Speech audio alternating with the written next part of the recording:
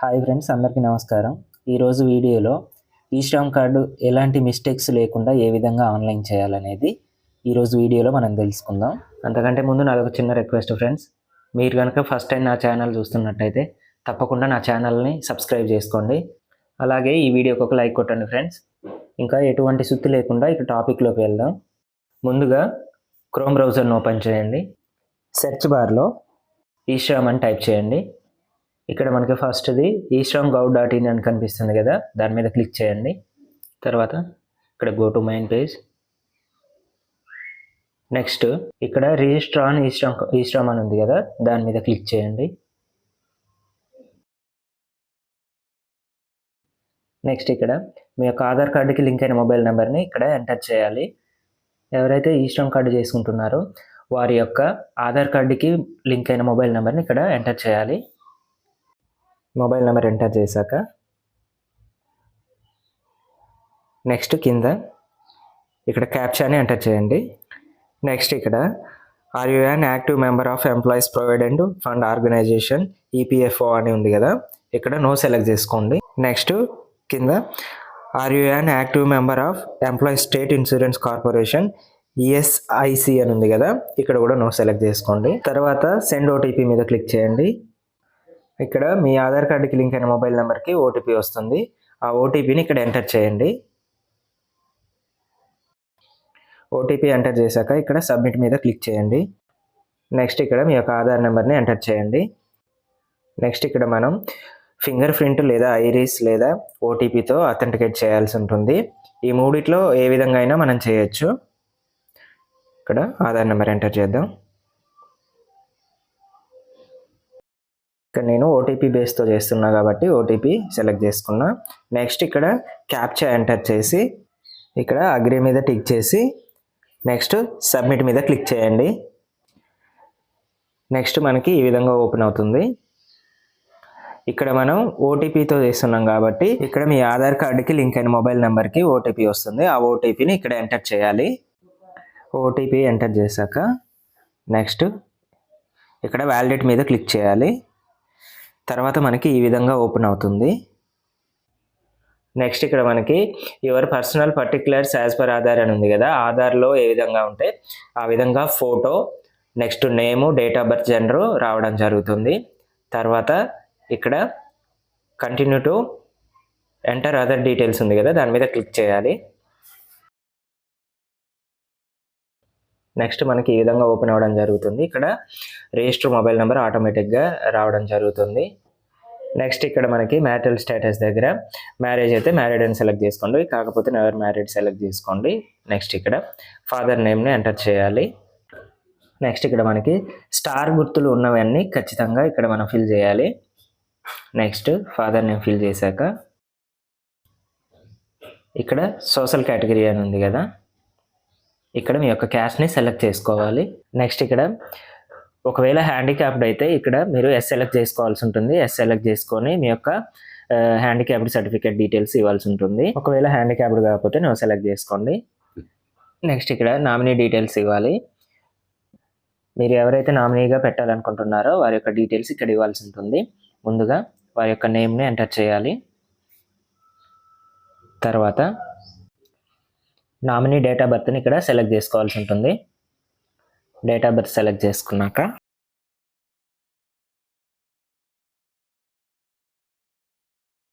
Next ఇక్కడ gender select చేసుకోవాలి, మెయిలా ఫీమేలా అనేది. నెక్స్ట్ ఇక్కడ రిలేషన్షిప్ విత్ అప్లికెంట్ అని ఉంది కదా, అప్లికెంట్కి మీరు ఏమవుతారో సెలెక్ట్ చేసుకోవాల్సి ఉంటుంది. సెలెక్ట్ చేసుకున్నాక నెక్స్ట్ ఇక్కడ నామినీ అడ్రస్ ఎంటర్ చేయాల్సి ఉంటుంది. ఇక్కడ నామినీ ఫుల్ అడ్రస్ని ఎంటర్ చేయండి.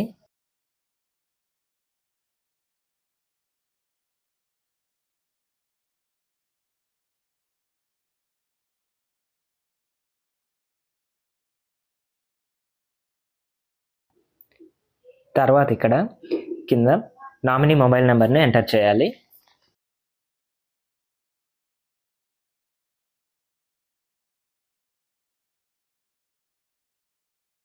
మొబైల్ నెంబర్ ఎంటర్ చేశాక కింద సేవ్ అండ్ కంటిన్యూ మీద క్లిక్ చేయండి.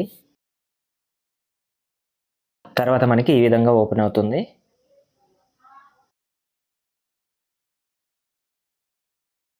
నెక్స్ట్ ఇక్కడ మీ యొక్క స్టేట్ని సెలెక్ట్ చేసుకోవాలి. నెక్స్ట్ వచ్చేసి డిస్ట్రిక్ట్ని సెలెక్ట్ చేసుకోండి. అదేవిధంగా ఇక్కడ మీరు రూరల్ అర్బన్ అనేది సెలెక్ట్ చేసుకోవాలి. నెక్స్ట్ ఇక్కడ అడ్రస్ లైన్ 1 దగ్గర మీ యొక్క హౌస్ నెంబర్ని ఎంటర్ చేయండి.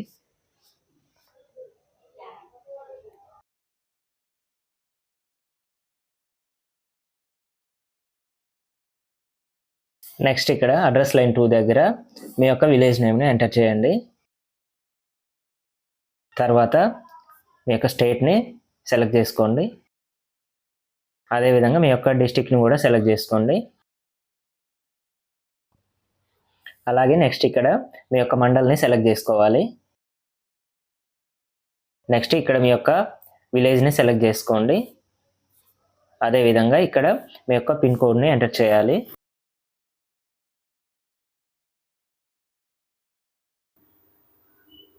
Next staying of current location దగ్గర ఇక్కడ మీరు ఎన్ని సంవత్సరాల నుంచి ఈ కరెంట్ లొకేషన్లో ఉంటున్నారు అనేది ఇక్కడ సెలెక్ట్ చేసుకోవాలి. అలాగే నెక్స్ట్ పర్మనెంట్ అడ్రస్ దగ్గర అర్బన్ రూరల్ అనేది సెలెక్ట్ చేసుకోవాలి.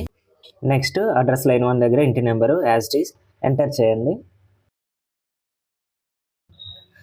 తర్వాత అడ్రస్ లైన్ 2 దగ్గర మీ యొక్క విలేజ్ నేమ్ ఎంటర్ చేయాలి. నెక్స్ట్ ఇక్కడ మీ యొక్క స్టేట్ని సెలెక్ట్ చేసుకోండి. తర్వాత ఇక్కడ డిస్ట్రిక్ట్ని సెలెక్ట్ చేసుకోండి. మీ యొక్క డిస్ట్రిక్ట్ సెలెక్ట్ చేసుకున్న తర్వాత ఇక్కడ సబ్ డిస్ట్రిక్ట్ మీ యొక్క మండలాన్ని సెలెక్ట్ చేసుకోండి. నెక్స్ట్ మీ యొక్క విలేజ్ని సెలెక్ట్ చేసుకున్న తర్వాత ఇక్కడ పిన్ కోడ్ని ఎంటర్ చేసి ఇక్కడ సేవ్ అండ్ కంటిన్యూ మీద క్లిక్ చేయండి. నెక్స్ట్ మనకి ఈ విధంగా ఓపెన్ అవ్వడం జరుగుతుంది. నెక్స్ట్ ఇక్కడ ఎడ్యుకేషన్ క్వాలిఫికేషన్ దగ్గర మీ యొక్క స్టడీని మీరు సెలెక్ట్ చేసుకోవాల్సి ఉంటుంది. మీ యొక్క స్టడీని మీరు సెలెక్ట్ చేసుకున్న తర్వాత నెక్స్ట్ ఇక్కడ కింద మీ యొక్క మంత్లీ ఇన్కమ్ ఎంత వస్తుంది అనేది మీరు సెలెక్ట్ చేసుకోవాల్సి ఉంటుంది. అదేవిధంగా నెక్స్ట్ సేవ్ అండ్ కంటిన్యూ మీద క్లిక్ చేయండి. తర్వాత మనకి ఈ విధంగా ఓపెన్ అవుతుంది. అలాగే నెక్స్ట్ ఇక్కడ ప్రైమరీ ఆక్యుపేషన్ దగ్గర మీరు మీ యొక్క వృత్తిని మీరు సెలెక్ట్ చేసుకోవాల్సి ఉంటుంది. అంటే ఏం పని చేస్తున్నారా అనేది మీరు ఇక్కడ సెలెక్ట్ చేసుకోవాల్సి ఉంటుంది. అలాగే నెక్స్ట్ వర్కింగ్ ఎక్స్పీరియన్స్ దగ్గర మీరు ఎన్ని సంవత్సరాల నుంచి ఈ వర్క్ చేస్తున్నారు అనేది ఇక్కడ సెలెక్ట్ చేసుకోవాల్సి ఉంటుంది. సెలెక్ట్ చేసుకున్న తర్వాత నెక్స్ట్ సేవ్ అండ్ కంటిన్యూ మీద క్లిక్ చేయండి. నెక్స్ట్ మనకి ఈ విధంగా ఓపెన్ అవుతుంది. ఇక్కడ మీ యొక్క బ్యాంక్ అకౌంట్ డీటెయిల్స్ ఇవ్వాల్సి ఉంటుంది. ఫస్ట్ వచ్చేసి మీ యొక్క బ్యాంక్ అకౌంట్ నెంబర్ని ఇక్కడ ఎంటర్ చేయాలి.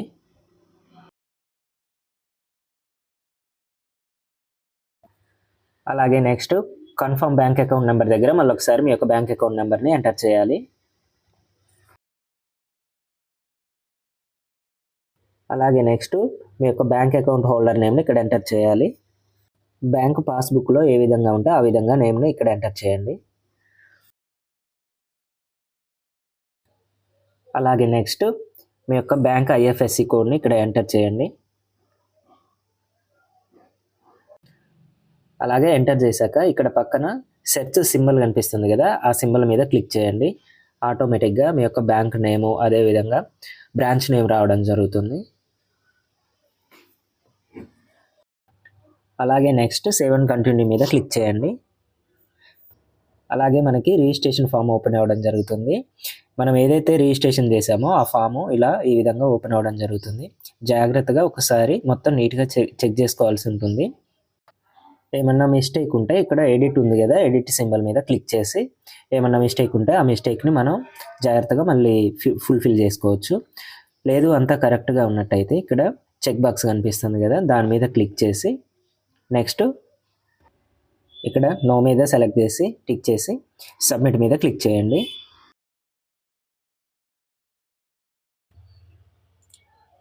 నెక్స్ట్ మనకి ఈశ్రమ్ కార్డ్ అనేది మనకి రావడం జరుగుతుంది.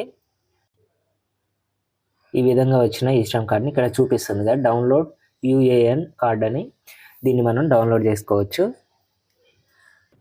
అంతే ఫ్రెండ్స్, ఈ విధంగా మనం ఈశ్రమ్ కార్డ్ని మనం సక్సెస్ఫుల్గా ఆన్లైన్లో మనమే చేసుకోవచ్చు. ఈ వీడియో కనుక మీ అందరికీ యూస్ఫుల్ అయింది అనుకుంటున్నాను. Thank you. జై హింద్.